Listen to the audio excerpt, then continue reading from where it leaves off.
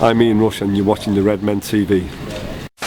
Hello and welcome to the Redmen TV. This is the comments below show after Liverpool went down to Swansea and beat them 1-0 in their own backyard at the Liberty Stadium. I'm going to get straight into the comments this week. First up, we've got Connor Mudge. Shit first half, but the second half shows that even though we weren't as good, we can still get results. And I suppose that's what it's about, isn't it, Connor? I completely agree with that sentiment. And, we were poor in the first half, but second half we did what needed to be done. It was a massive game yesterday and we were dying for the 3 points, especially with United at the weekend. We didn't want to lose ground on them in the race for fourth, and we want to put our destiny back in our own hands, which is exactly what we've done. Loronsky 8.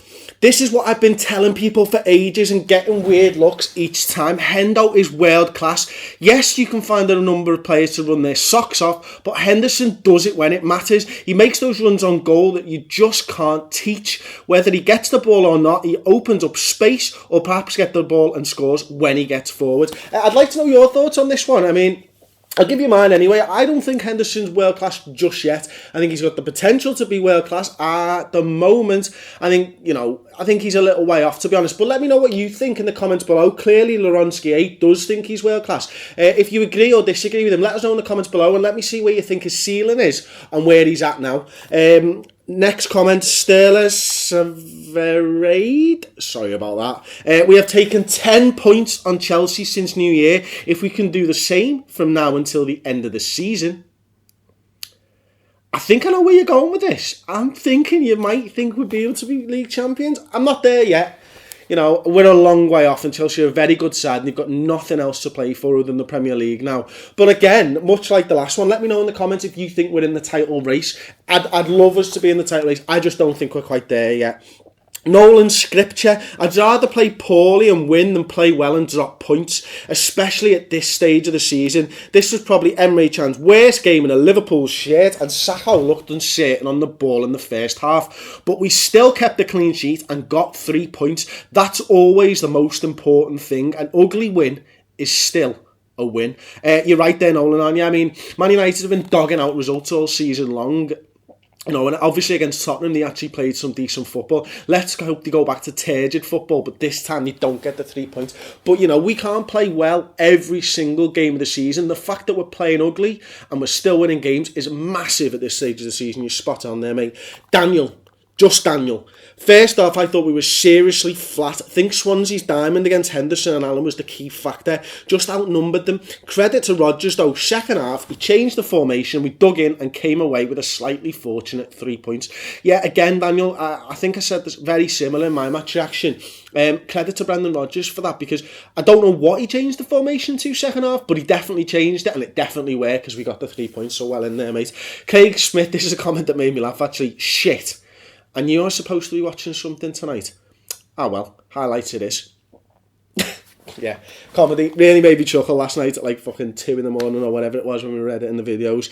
On to Jonathan Morley. To be honest, Jonathan, you could have wrote absolutely anything. The fact that you've got Frank Underwood as your avatar, sold. I was sold there, mate. This result really emphasises that Brendan is undoubtedly the right man to lead us forward.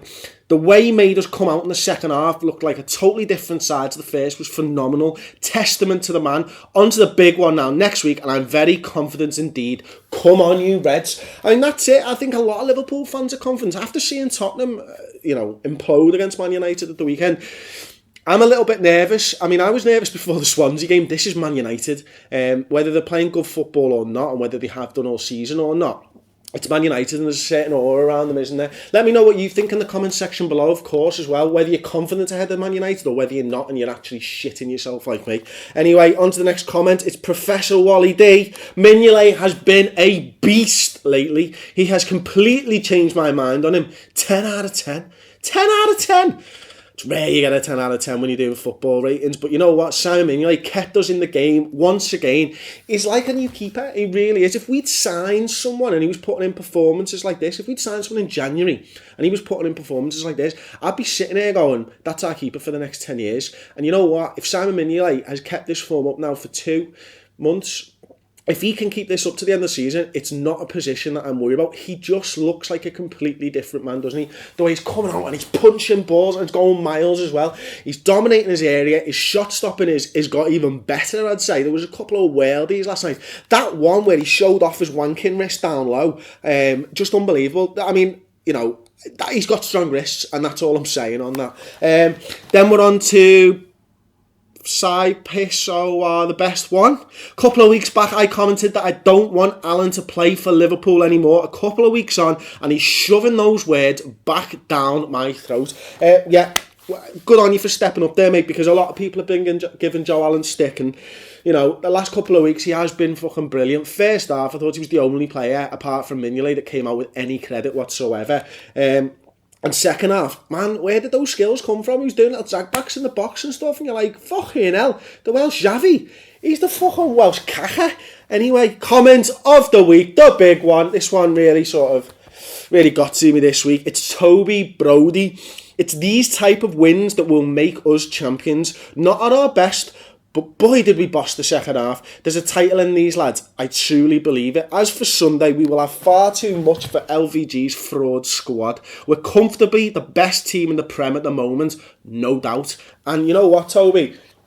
I'd just like to echo every one of those words you said there. I am exactly the same as you. If we can keep this squad together, and that's massively important, we've got to keep the squad and we've got to add to it. But there is a title in these, lads, and whether it's next year or the year after, I am fully behind this project. You know, I was starting to wane in December now, and the way that Brendan Rodgers has upheld the traditions of Liverpool and the way that he's changed the side just says to me, he is a Liverpool manager and he is here for the long term. I mean, he's just done a fantastic job, and every single one of the players has stepped up. Everyone that we had doubts about is stepping up, do you know what I mean? Even Mario Balotelli's coming off the bench and was making a difference last month. Simon Mignolet, Joe Allen, Lucas Leiva, there was still question marks about as well. Emre Can in a defensive role. Sacco with his passing and his just unbelievable defence. Martin Skrtel is now the best defender of the club once again. You know, they're all stepping up, and it says to me that we're heading in the right direction. So well in, mate, you've really got me pumped up with that comment of the week. Thank you very much. Of course, let me know what you think to the video in the comment section below. If you agree or disagree with any of the comments, let the people know down below, and don't forget to subscribe to the YouTube channel. Give the video a big thumbs up, because YouTube like it when you give us a big thumbs up. And don't forget to check out the redmentv.com. It's £2 for a month, and at the moment it has been pure Liverpool biased, like it always is in fairness. Anyway, I'm Chris Pajak for the Redmen TV, signing off. Hello, welcome to the Redmen TV on an evening that saw Liverpool get past Gary Monk's Swansea City side by 1-0 at the Liberty Stadium. Yes, it was a nail biter. Yes, it was god awful in the first half. But yes, we did come away with all 3 points, which is the most important thing.